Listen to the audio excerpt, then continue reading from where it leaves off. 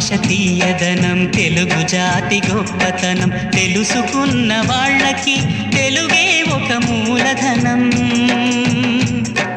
తల్లి తండ్రి నేర్పినట్టి మాతృభాషరా, తెలుగు మరచిపోతే వాళ్ళని నువ్వు మరచినట్టురా, ఇది మరువబోకురా.